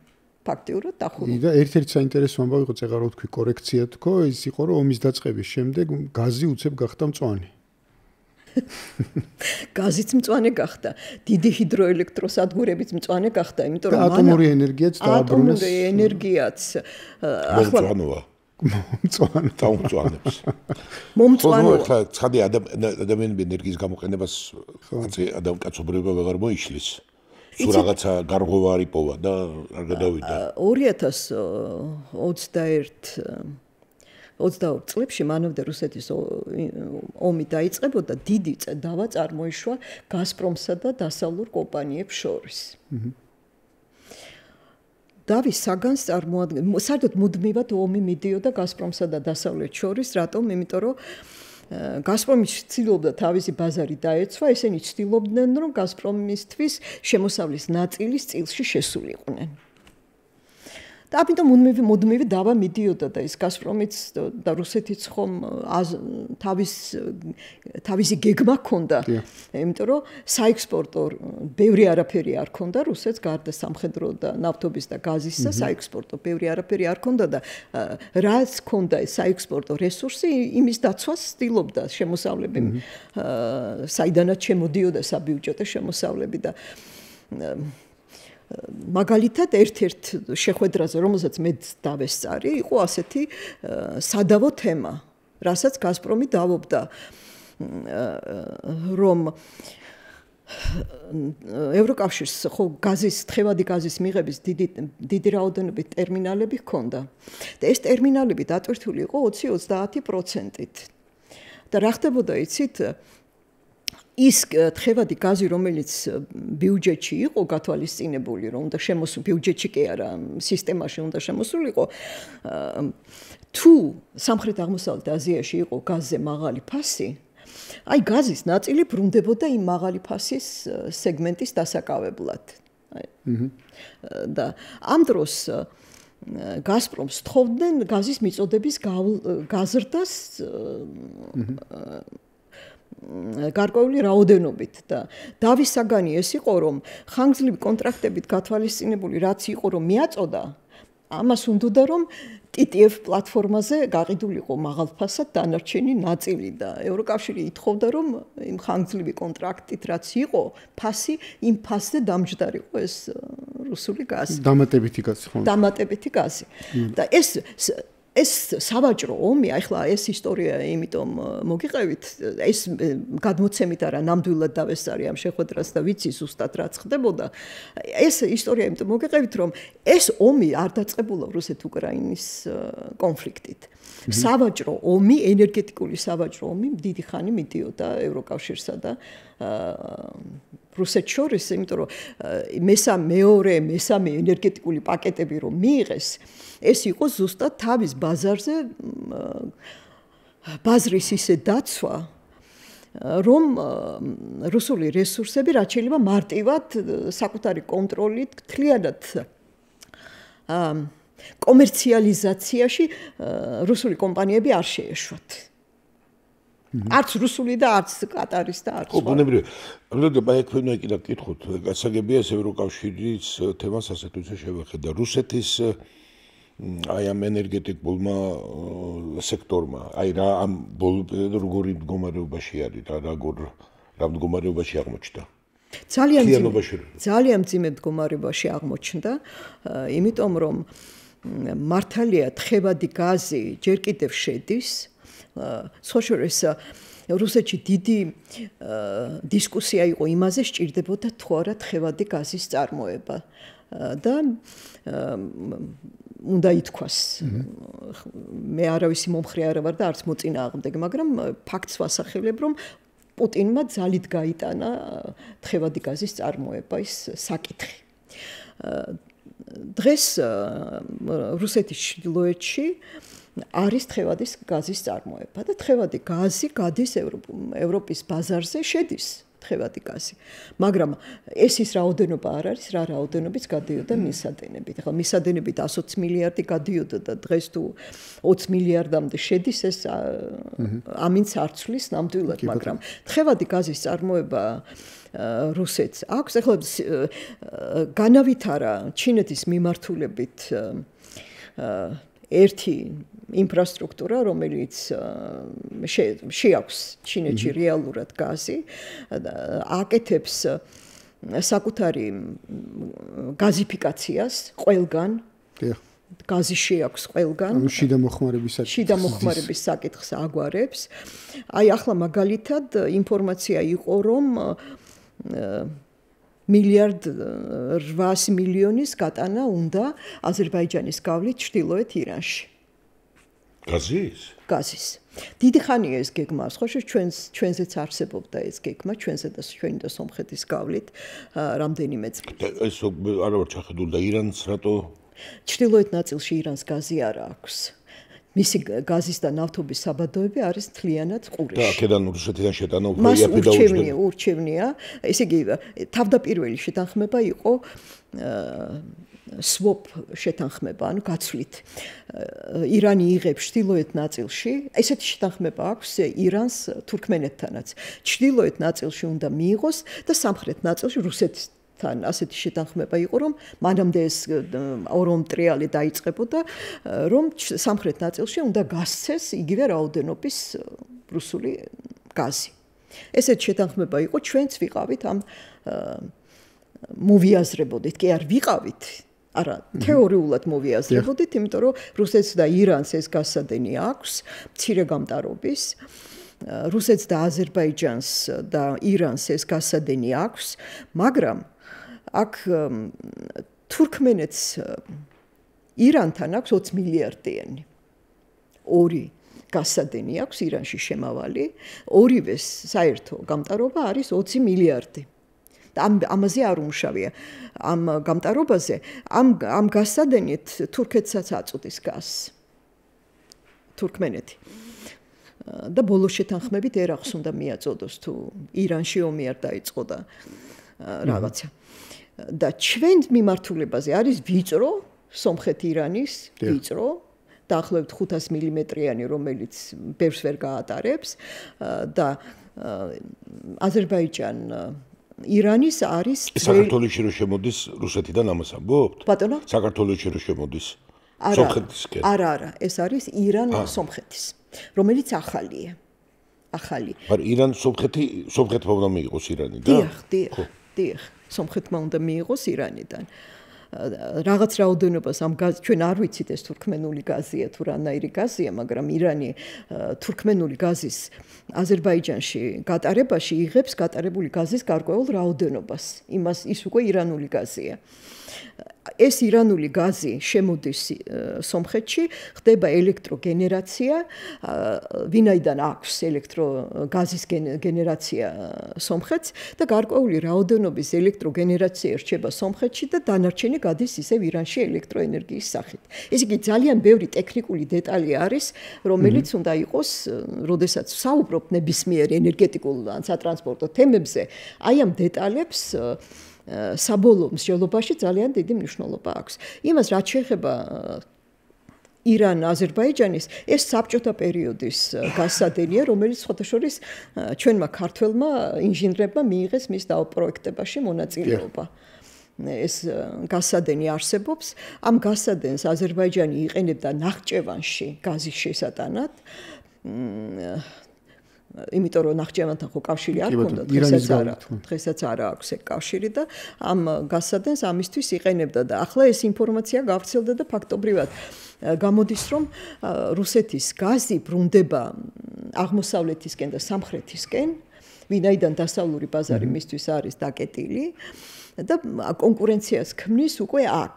მაგრამ შემოდის დაბალი ფასებით, იმიტომ რომ შემოვიდეს ფასი უნდა იქნეს გათვალისწინებული. იგივე ეხება ინდოეთს და ჩინეთს, ხო, იქაც საკმაოდ დაბალი ფასით უწევს ვაჭრობენ.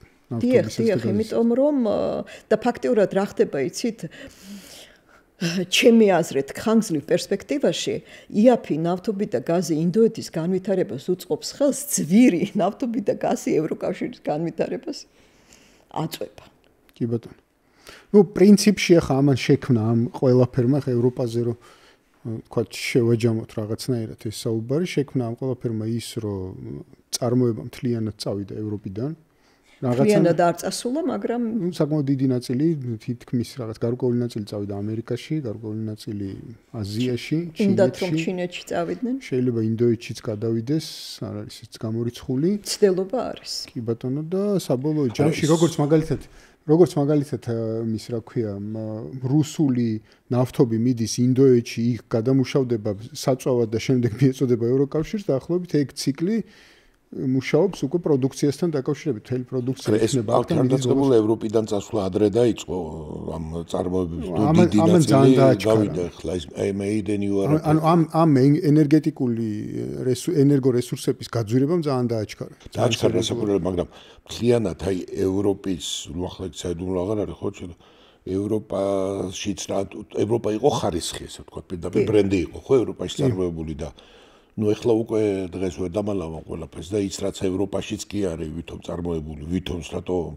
ბოლოს დამღაქვს იმიტომ რომ ორი ცალი ჭანჭიტია იქ დაჭერილი და სიამოვნებაში ეს ყველაფერი მზადდება და არც ну ჩვენს გვაქვს ერთობა იმაშიც და უკვე შეუძლებელიც არის რომ ევროპაში დაბრუნება ფასების გამო იმიტომ რომ იქით უკვე სხვა ფასებია და სხვა ცოდნაც არის სხვა შორის ევროპაში უკვე დაიწყეს საუბარი ხომ მითხრათ ამასთან პირდაპირ არ არის კავშირში რომ ჩინეთშიო იმიტომ კი მარ არისო რომ მხოლოდ თუ გაიაფია ეს გაიარა ის იმიტომ რომ საკმარის რაღაც წერტილშიო და იქო ინჟინრების და ტექნოლოგიების სპეციალისტების დიდი კონცენტრაცია მოვიდა რაც ევროპაში უკვე პრობლემა გაჩნდა უკვე იმიტომ რომ ეს ჯერ კიდე ჩემს ახალგაზრდობაში ოქროს ხელები იყო ევროპაში ამერიკაშიც ეგრე არის ცოდნის ხარისხი საინჟინრო კადრებზე მიდის ნადირობა აი გაცხოველებული ნადირობა ეხლა ბრიტანეთის მაგალითი ვიცი ოქსფორდში და კემბრიჯში ტექნიკური მიმართულების სტუდენტები არაბეთიდან განსაკუთრებით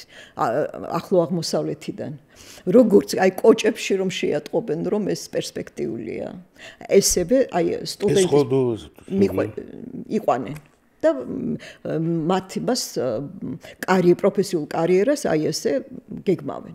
საინჟინრო კადრებზე არის ძალიან დიდი მოთხოვნა, კარგია ჩვენც მაგ მიმართულებაზე ვიფიქროთ და თუ სტუდენტებს ვაგზავნით დასავლეთში სასწავლებლად, სოციალურ მეცნიერებებზე კი არა. გაუშვათ ტექნიკურ. ლიბერალ არტზე მაგალითად. ისტორია, რეგიონის ისტორია ჩვენზე უკეთესად ვინც ის საკუთარ ტყავზე გამოვცადეთ. მეორე ვთქვათ, სხვა შორის იგივეა ერთხელ მქონდა საშუალება ბევრი წლის წინ და ამერიკაში უნივერსიტეტში გამოკვირდა რომ ძალიან ბევრი ისაყავს რუსი სპეციალისტიო ეს ატომისტები რა ფიზიკოსები ბირთვულ ფიზიკის სპეციალისტი გამოკვირდა ნუ თუ ამდენი გჭირდება თქო დავუკვირდა და ხო და მითხეს არა იქ რამე სისულელე რო არ გააკეთონო რაც უფრო ბერძური დაგვიჯდება აგჯობიაო რომ ესენი ყავდეს დასაქმებულებიო ვიდრე იქ ხარ რამე სისულელე ან წამე წავიდეთ მესამე ქვეყნებში და რამე სისულელე მოიგონონო იქ ახლა ატომის მაგრამ აი ჩვენთან ეს სალკე თება გვაქვს ხა ერთს ვფიქრობდი მე რომ აი ჩვენი პოლიტიკური ცნობიერება არის მაინც ყოველდღიურ თემებშია ჩართული, ნუ დავანებოთ თავი ამ ერთმანეთის სწორედ ახლა ვფიქრობდი რომ ახალ ესე ენერგეტიკა არა და სიამოვნების დედამიწას მართავს ეს ენერგეტიკული პოლიტიკა, ენერგეტიკა ახლა რასაც ძანებდი თქვი, ეს არის დარღვევი რომ დაგვიდის და ჩვენ ხშირად და ეს აქ წდება რეალურად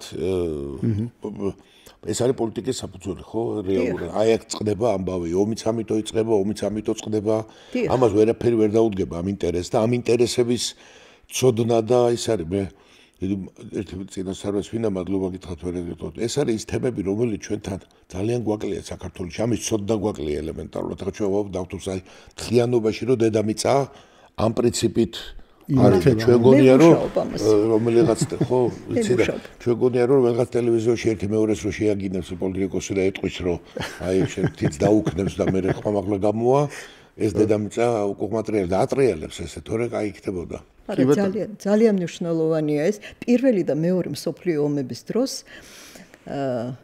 მოკავშირეების ნავთობით მომარაგებელი იყო ამერიკის შეერთებული შტატები პირველ მსოფლიო ომში ამერიკის შეერთებული შტატები ხოლმე მინდა გითხრათ რომ ბაქოს ნავთობი უკვე ამოთიშვილი იყო საერთაშორისო ბაზრობიდან პირველი მსოფლიო ომის დროს არაფერი არ გადიოდა და აღარ იყო თუ რა არა ჩვენ ვიყავით არეალი რომლითაც იბლოკებოდა გატარება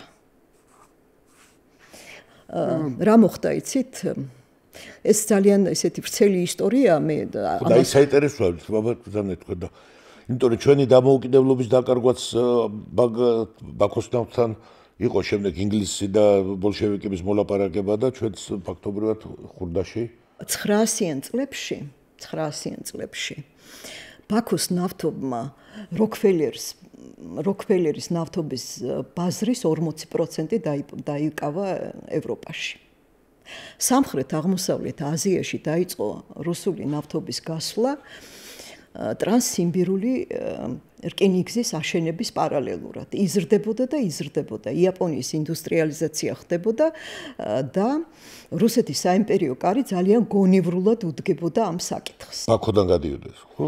მარტო ბაქო არ იყო, ეს იყო ჩრდილო კავკასია. გროზნოც. ჩრდილო კავკასიაში ნავთობის წარმოება დაიწყო 4-5 წელს აღმოაჩინეს ეს ნობელების და როთშილდების დროინდელი პერიოდი. გროზნოს ჩეჩნეთის იმას. დიახ. შავ ზღვაზე იყო. უკაცრავად იყო ეცო ნავთობი როგორ მოდის ეს ერო ეცო ჩემი თვალით ფაქტანახი.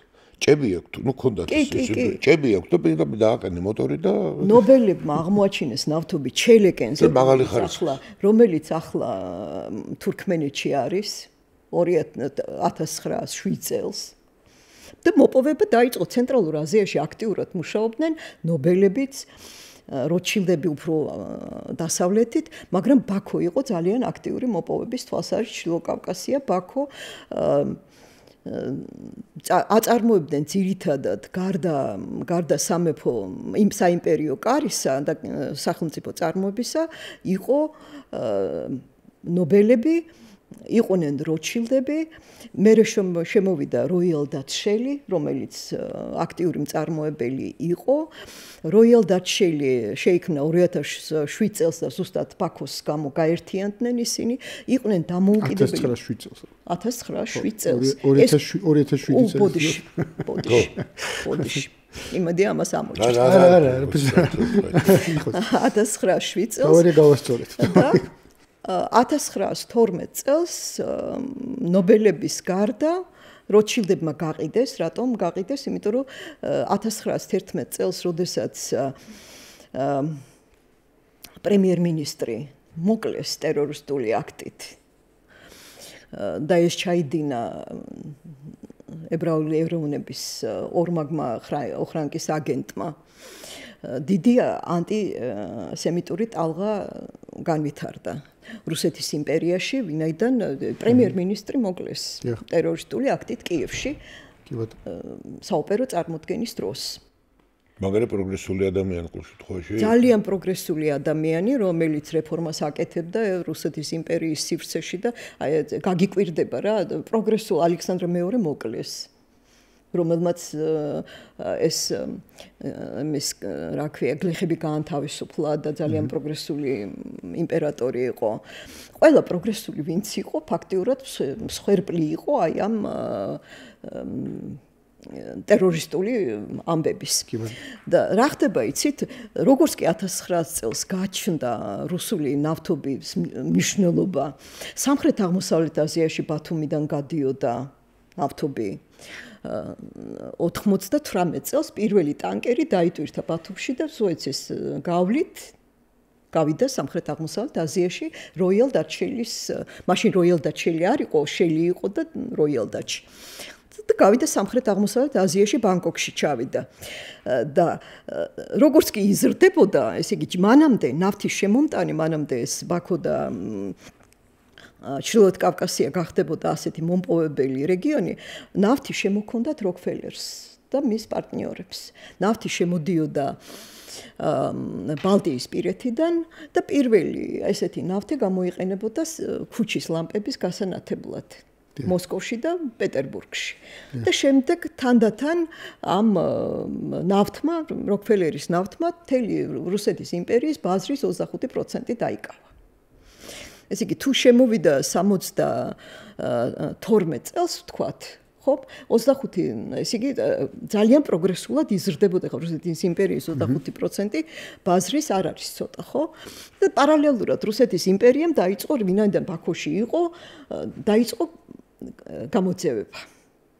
და საკუთარი რესურსის ჩანაცვლება და საკუთარი რესურსის ჩანაცვლება კი არა, ევროპაში დაიწყეს გატანა და სამხრეთ-აღმოსავლეთ აზიაში.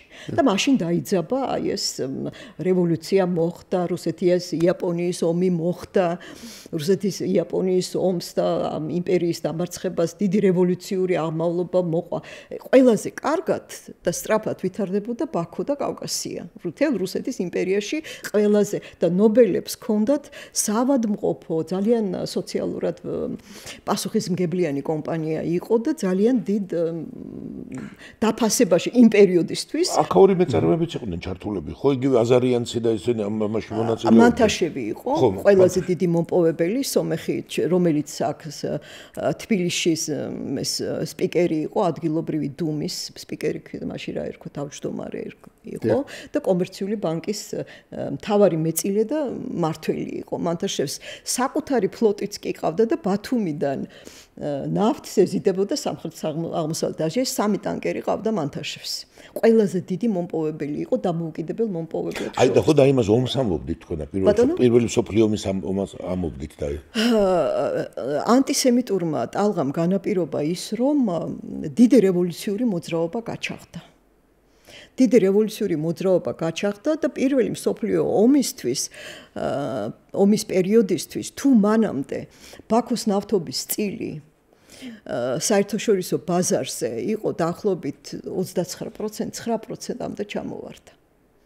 იმდენად დიდი იყო იმპერიის საწინააღმდეგო რევოლუციური მოძრაობა. და იმდენად გაშლილი იყო მათ შორის საქართველოში. აი სტალინი, მიქოიანი, აი ესენი ყველანი იქ მოქმედებდნენ იმპერიის წინააღმდეგ და თავისთავად ხდებოდა ნავთობის მოპოვების ინვესტიციების შემცირება და ნავთობის მოპოვების შემცირება პარალელურად, იმიტომ რომ ვინაიდან რევოლუციური მოძრაობა იყო, აქ ფული შემოტანა, ინვესტირება გახდა პრობლემა, ინვესტირების შემცირებას მოყვა მოპოვების და წარმოების შემცირება და ბუნებრივად მოხდა დაცემა. ეძებენ ნავთობი არის, იგი თუ რაღაცა არის, ენერგეტიკა არის, საბოლოო ჯამში. ამერიკა პირველ მსოფლიო ომში ჩაერთო მას შემდეგ თავარი მომწოდებელი იყო ევროპის მას შემდეგ რაც როკფელერის სტანდარტ ოილის დაშლის შემდეგ ბევრი ამერიკული კომპანია წარმოიშვა, მათ შორის შევრონი, ექსონი და ესენი. გერმანიის წყალქვეშა ნავები წყალქვეშა ნავებმა იმდენად ბევრი ტანკერი ჩაძირეს ამერიკული იმისთვის, რომ ნავთობის მიწოდება დაებლოკათ. რომ ფაქტიურად კომპანიები ზარალზე წავიდნენ. ეხლა ზუსტი ციფრები არ მახსოვს, რამდენი იყო, მაგრამ ძალიან საგრძნობი იყო ზიანი, რომელიც ამერიკის ენერგოინდუსტრიას მიადგა აი ამ გერმანული სამხედრო გემების, სამხედრო ნავების, წყალქვეშა ნავების მოქმედების შედეგად და მე ერთ-ერთი გემი ჩაძირეს, რომელსაც წითელი ჯვრის ემბლემა ჰქონდა და გერმანელების წარმოდგენით იარაღი გადაიზიდებოდა და აი მის ჩაზირვის შემდეგ უკვე ამერიკა ოფიციალურად შემოვიდა სამხედრო მოქმედებებში. ძალიან დიდი ზარალი განიცადეს, მაგრამ ძალიან დიდი მოგებაც ნახეს ამ ნავთობის ექსპორტის შედეგად ომის პერიოდში. ფაქტობრივად ეს ხო უფასოდ ხო არ მოეწოდებოდა. საბჭოთა კავშირში ირანიდან შემოდიოდა, მურმანსკიდან შემოდიოდა და ეს ყველაფერი ძალიან დიდი. სავიაციო საწვავი და ეს ყველაფერი. დიახ. კარგით, მოდით სადაც ბოლოსკენ მივდივართ და აი მთელი იმ სურათიდან, რაც მანამდე ვისაუბრეთ, ვიდრე ისტორიულ პასაჟზე გადავიდოდით, რომელიც ასევე ძალიან მნიშვნელოვანია იმისთვის, რომ დღეს გამოვიტანოთ რაღაცა დასკვნები საქართველოსთვის რა. ანუ აი ხა რაც ხდება. ეს ენერგეტიკა ასე იყიდება იქითკენ, ეს წრეზე ბრუნავს თითქოს, იქით რაღაცა ვაჭრობის საკითხები როგორც ვითარდება და ასე შემდეგ. ჩვენ რა ველოდებით, მოქმედებთ, თუ მოქმედებთ, როგორ მოქმედებთ და ასე შემდეგ. ჩემს წარმოდგენაში, თუ ჩვენ ვრჩებით და ჩვენი მთავარი მიმართულება არის დასავლეთი და აღმოსავლეთის კავშირებადობა, ან იგივე ჩრდილოეთის სამხრეთის კავშირებადობა, ჩვენ ყველასთან უნდა გქონდეს ურთიერთობა. ყველა მხარესთან უნდა გქონდეს ურთიერთობა. როგორც ტვირთის წარმომქმნელ მხარესთან, ისე ტვირთის მომხმარებელ მხარესთან. სხვანაირად ჩვენ ამ ხიდობას ვერ შევასრულებთ. ჩრდილოეთთან თუ ჩრდილოეთთან იქნება ტვირთბრუნვა თქვათ ინდოეთის საგარეო ვაჭრობა 1.7 ტრილიარდია. ესე იგი რამხელა პოტენციალი არსებობს და ჯერ არ მიუღწევია რაღაც მისი წარმოების არა ეს არის ძალიან მინიმუმზე ჯერ 1.7 ტრილიარდი არაფერი არ არის მარტო ევროპასთან აქ ჩინეთს 6.8 ტრილიონი ხო და ამიტომ არაფერი არ არის ამიტომ მე ვფიქრობ რომ ძალიან დაბალანსებული პოლიტიკა უნდა იყოს იმიტომ რომ თუ ერთ მხარეს მიანიჭე უპირატესობა აუცილებლად წინააღმდეგობაში მოხვალ რომელიმე სხვა მხარესთან. კი ბატონო. ამიტომ ძალიან დიდი მოქნილობა არის საჭირო ჩემი აზრით, ძალიან დიდი ინფორმაციულობა, გადაწყვეტილებები უნდა იყოს მიღებული ძალიან მყარ და სანდო ინფორმაციაზე, სულ მუდმივად უნდა ვადევნოთ თვალი რა ხდება ან მოხმარების ბაზარზე, ან რა ხდება ტვირთების წარმოშობის არეალში. ჩვენთვის საინტერესო არის და ეს ჩვენზე არ არის დამოკიდებული როგორ დაალაგდება ამერიკა-ჩინეთის ურთიერთობა. იმიტომ რომ ჩინეთი ისე აქტიურად შემოვიდა აზერბაიჯანში, ცენტრალურ აზიაში უკვე შემოსულია ჩვენთან ძალიან აქტიურად და პოზიტიურად მუშაობს, რომ არსებობს ჩემს წარმოდგენაში არის იმედი იმისა, რომ ისინი შეძლებენ ამერიკულ მხარესთან რაღაცნაირად დაალაგებას ურთიერთობის, იმიტომ რომ ევროკავშირიც დაინტერესებულია ამაში. რატომ არის დაინტერესებული? იმიტომ რომ თუ ამერიკას აქვს დეფიციტი და პრობლემა, სავაჭრო პრობლემა არსებობს ევროკავშირსა და ამერიკას შორის, შეერთებულ ამ ეტაპზე ყოველ შემთხვევაში რა მდგომარეობაც გვაქვს. ევროკავშირი ვერ დაუშვებს, რომ სავაჭრო პრობლემა გაწარმოეშვას ჩინეთში, იმიტომ რომ ეს ძალიან დიდ დარტყმას მიაყენებს მის ეკონომიკას ერთდროულად ორი სავაჭრო ომი აქეთ და იქით. ამიტომ მე დიდი იმედი მაქვს, რომ ჩინეთი დასავლეთთან, ევროკავშირთან მე როგორც ვუყურებ თითქოს ალაგებს ამ ურთიერთობას და იმედი მაქვს რომ ამერიკასთანაც თითქოს დიახ ინფორმაცია დალაგების გზებს. ხო, მე მაინც გონია რომ ეს ტარიფები იყო უბრალოდ მოლაპარაკებების, ასე ვთქვათ, პროვოცირების ამბავი. მოდი დავждეთ ვილაპარაკოთ რა. თორე აი ტარიფებია. ხო, იმიტომ რომ ეს ვაჭრობა ხელოვნური კრიზისი შექმნა იმისთვის, რომ მე კრიზისი განმუხტო. ეს ძალიან სერიოზული ვაჭრობა არის ძალიან სერიოზული თემა. ეხლა გერმანია ევროკომისიასა და საფრანგეთს შორის დაპირისპირება რომ ავიღოთ.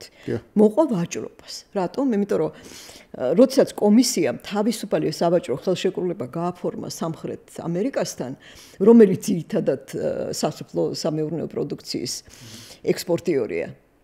პრობლემა ეხლა რა იყო ამ სავაჭრო შეთანხმების არსი, რომ ინდუსტრიული პროდუქცია გერმანული, რომელიც ჯერ კიდევ არსებობს, გავიდოდა და იქიდან შემოვიდოდა სოფლის მეურნეობის პროდუქცია. ვინ არის მთავარი მწარმოებელი სოფლის მეურნეობის პროდუქციის? საფრანგეთი და პოლონეთი. აი ესეთი სავაჭრო დაძაბულობები ძალიან დიდ გავლენას ახდენს, ამიტომ დაალაგება მხარეებს შორის არის ძალიან მნიშვნელოვანი, რომ არა მარტო ვაჭრობა იყოს, არამედ ვაჭრობა იყოს ბალანსირებული ჩვენს მიმართულებაზე განსაკუთრებით, იმიტომ რომ სხვანაირად ტრანსპორტირება იქნება ორმაგად ძვირი და ჩვენს მიმართულებას არსებითად თუ ვინმეს ძალიან არეწყინება შეიძლება ვთქვათ, რომ საქართველოში მიმდინარე პრობლემები, რაც არის, არსებითად აი რაც თქვენ ძალიან არის, რომ ერთის მხრივ არის ცდელობა, რომ ეს იყოს დაიცვას ამ გრავიტაციული აი მიზიდულობებისგან რაღაცა შუაში დაიკავო და მეორე არის სურვილი რომ რაღაცა ორბიტაზე მოხდეს ასე ვთქვათ როგორც ასე თქვენ რომ დაიწყეთ დიპლომატიურ როგორც მთვარე ვთქვათ როგორც მთვარე კარგ შემთხვევაში მთვარე ამ არსებითადაც შიგნითაც ესე არის ამას ყავს ვიღაცა მხარდაჭერები რომელიც ცდილობენ რომ ეს იყოს რაღაც ერთ რომელიმე წინასწარ აღებულ ორბიტაზე ასე ვთქვათ გასული შეიძლება ეს საკუთარი მსოფლმხედველობიდან არის შეიძლება დაფინანსებით არის შეიძლება იყოს და მეორე მხრივ არის ასე ვთქვათ ახალი ამპლუა ეგ საქართველოსთვის ამას ისტორიულად ცდილობდა რაც დამოუკიდებელია რომ საქართველო ხა ცდილობს რომ რაღაცნაირად მსოფლიო შეაჩვიოს რომ ჩვენ აქ ვართ ადგილი რომელიც ყველასკენ თქვათ გავიხსენოთ. ყველასთვის სასარგებლო შეიძლება იყოს. სხვადასხვა ამას ითხოვს ის დედამიწის განვითარების ლოგიკა, რომელიც არ ეფუძნება ინტერესებს და არა სახელმწიფოებს შორის სიყვარულს. ერთი კითხვა გამიჩნდა, აი თქვენ თავში ახსენეთ, რომ ამ წუთის მონაცემებით ერთ-ერთი მთავარი პრობლემა მაგალითად შუა დერეფნისთვის არის ის, რომ წარმოების პროცესი არ არსებობს centralურ აზიაში, არაფერი არ იწარმოება. ევროკავშირისთვის საინტერესო ჯერ არ არის ინვესტიცია, ინვესტორი არ არის ჯერ მნიშვნელოვანი ევროკავშირი. კი ბატონო, მეორეს მხრივ ევროკავშირიდან აქეთკენ, თეორიულად ცარიელმა ვაგონებმა უნდა იაროს, იმიტომ რომ იქიდან აქეთ არაფერი მოდის, ესე ვთქვათ. და ამ შემთხვევაში ჩვენი ინვესტიციები ინფრასტრუქტურის განვითარებაში, რომელიც თავში ახსენეთ ასევე რომ ეკონომიკის სამინისტრო რაღაც ინვესტიციებს რამდენად რელევანტურია, ანუ რას ეფუძნება, რა გათვლას ეფუძნება, რომ რა მოხდება, რამე ვიცით, რომ ვიღაც აპირებს სადღაც სერიოზული ინვესტიციების განხორციელებას ცენტრალურ აზიაში, ჩინეთი სერიოზულად განიხილავს ჩვენს მარშრუტს, როგორც რომ დატვირთოს მნიშვნელოვანწილად, ახლა შეიძლება ალტერნატივად არა ვთქვათ სხვა ნაწილებისა, მაგრამ მნიშვნელოვნად დატვირთოს და ამაზე ვაგებთ ჩვენს, ასე ვთქვათ, სტრატეგიას ინვესტიციებთან, ინფრასტრუქტურის ინვესტიციებთან მიმართებაში თუ რას ეფუძნება ეს? ინტერესი აშკარად გამოიკვეთა ერთ მომენტს გეტყვით. თურქმენეთში ვიყავი 2022 წელს ერთ-ერთ კონფერენციაზე და იქ აი პერიოდში ზუსტად ამ კონფერენციის მიმდინარეობის დროს მიდიოდა შეხვედრა ცენტრალური აზია ევროკომისიის ერთობლივი შეხვედრა და თვალყურს ვადევნებდით, ახლა მე ბევრს ვიცნობდი იქ და მეგობრობდით და დავსკროლეთ, აბა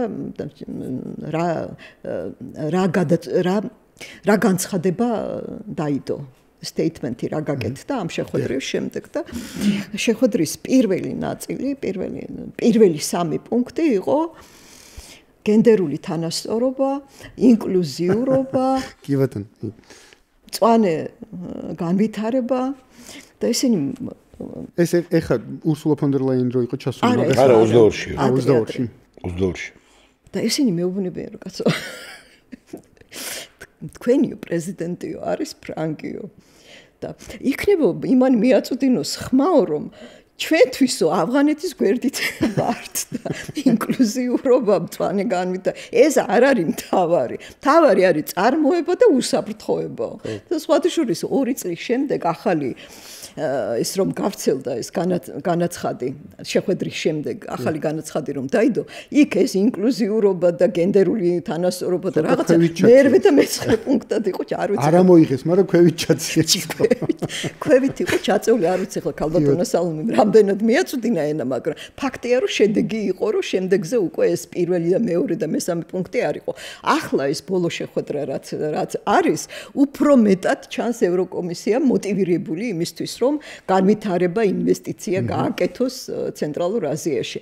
ძალიან მნიშვნელოვანია ის, რომ ყაზახეთი მენდელეევის სისტემას ფლობს მთლიანად. აი მე არ ვიცი, არის რამე რაც ყაზახეთში არ მოიპოვება, ან უზბეკეთში არ მოიპოვება, ყაზახეთიდან ეს რა ქვია, ერთ-ერთი ყველაზე უმსხვილესი მწარმოებელი ეს ურანის არის ყაზახეთი და ავსტრალია. კი ბატონო. როგორ განავითარებ ბირთვულ ელექტროენერგიას თუ არ გაქვს რესურსი. ამიტომ თუ არ გაქვს საწვავი თუ არ გაქვს. ეხლა მე არ ვემხრობი მაინც და მაინც მაგის ტრანსპორტირება ძალიან სარისკო არის და ბევრი უსაფრთხოების, ბევრი სტანდარტის დაცვას მოითხოვს, მაგრამ მოითხოვს და შესაძლებელია.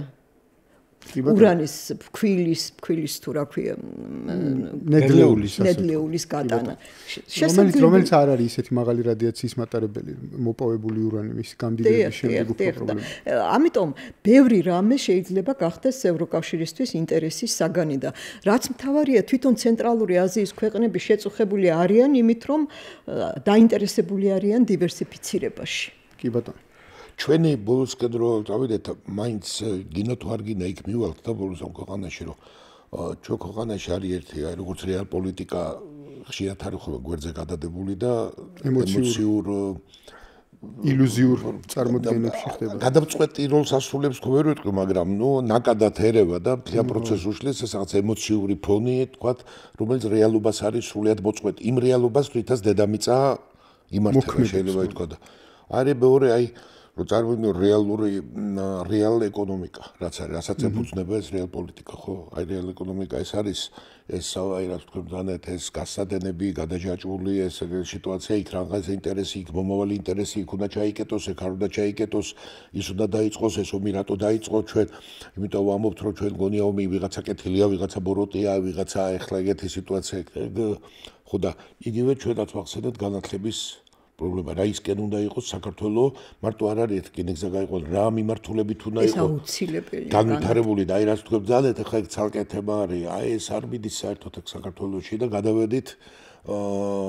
გადავედით ენის ფხანის ეს გლეხურად ხო ვილაპარაკოთ ხო მაგას ახლა რო იტყვიან რა უნდა ხო თან როგორ ის ხო და აი იმისი არ იყოს გამსხლელი აღარ დარჩა რავინ არა გასხლა რო იცოდეს და რაღაცა რო იცოდეს შედუღება რო იცოდეს და ლექციები არ მაქვს არსად არ მაქვს ლექციები ვკითხულობდი თავის დროზე ადრე რამდენიმე უნივერსიტეტში არსად აღარ მაქვს ლექციები ეს შეგიძლიათ ამოჭრათ არა მოჭრით მაგას ეს სამნიშნულოვანია იმიტომ რომ ხო და ეგ ცალკე თემა იქნება მე ერთი ამასთან პირდაპირ არ არის კავშირი და ამასთან არ არის პირდაპირ კავშირი რატომ ვიცი რომ ჩვენ აი რაღაც ჩვენება რომ აი იგივე ოქროს ხელები რო თქვი წარმოება აი ამას რაღაც რეალურად მოვწყდით თანათან და სულ ყველა გავხდით კი ბატონო ხო და ერთი აი როდესაც იყო უკეთა პირველად დავიწყე მუშაობა კინოსტუდიაში და არ ვინახე გვარი თქვა და მაშინ ეგეთი ტრადიცია იყო მოვიდა ერთ-ერთი ცეკას მდივანი პირველი კი არა მაგრამ 4 თუ 5 თუ 6 იყო და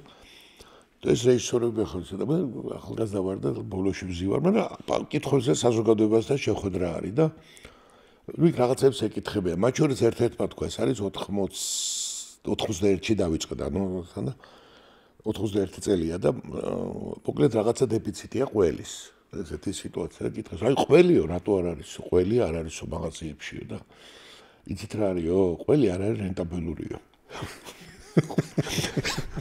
ხოდა მივხვდით რომ ესე იგი რძის სახე დატოვეთ ჩვენთან რაღაცნაირად ისე მოხდა რენტაბელური არ გახდა მთელი რიგი ამბები ცოდნის განვითარება მაგალითად ესე მარტო ესე იგი ერთი მხრივ მაგარი ეს ხაბი რეალურად ვიცოდი მეორე თორე ესე მარტო ყვირილით შეიძლება ესე არ გამოვიდეს ეს თქვა არაფერი იმიტომ რომ ამბავია მაგრამ აი ბოლოს როგორ აღწრონა რომ ჩვენ ესე ვამბობთ რომ არ ვიცი ხარ ტიანს როგორ განსაზღვრო მაგრამ ჩემთვის იყო უღურესად საინტერესო და ძალიან დიდი მადლობა მინდა გითხრათ და ძალიან დიდი მადლობა მინდა გითხრათ, იმიტომ რომ რაღაცნაირად ის რაც ფიქრთან არის დაკავშირებული და ეს არის და ბოლოს ამთავრებს ხომ ახლა მე ვიტყვი გიორგი თქვენი ოპტიმისტური პროგნოზი ჩვენ ახლა მაინც ოპტიმიზმისკენ ვართ ბედრეკილები და პესიმიზმისკენ ტერი იყოსაც აი თქვენ რა თქლიანობაში ჩვენ ქვეყანასთან მიმართებაში და რეალობაში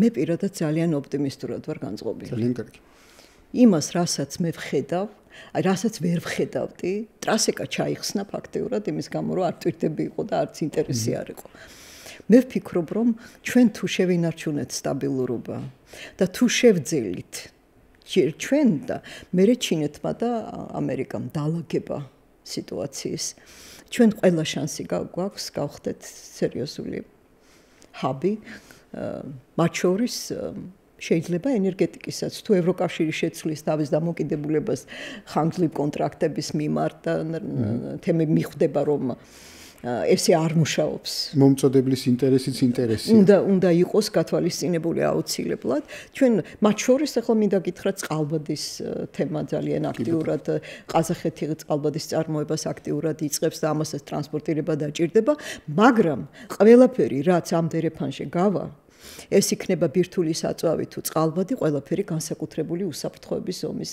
დაცვას ამიტომ ჩვენი უსაფრთხოების სისტემა უნდა იყოს ძალიან გასაც სერიოზული უსაფრთხოების ნორმები რომელიც უკვე ძალიან აუცილებელია და ამიტომ უნდა შევეგუოთ იმას რომ ჩვენ გქონდეს ძალიან მტკიცე უსაფრთხოების სისტემა რომელიც უზრუნველყოფს ამას ოპტიმიზმს დაგიმატებთ ესე იგი ახლა გამოსცადო ვეფხისტყაოსანში ერთადერთხელ არის ჩინეთი ნახსენები ჩინეთი ხატაეთი და სწორედ ესე ამბავი მართალი ჩინს ქვაზაზე დაწერია ვინ მოყვარეს არეძებს იგი თავისა მტერია ახლა იძახე ახლა რუსთავი ესე იგი არის თქოს ესა რომ მოყარე უნდა ეძებო ყველა მიმართულებით. აი ესეა ეს ნამდვილად ასეა. თორე ხარ თავისწერი, ახლა მე რუსთაველმა თქვა ხლა ეს და ახლა დაგმომეხვა რუსთაველის პარტა.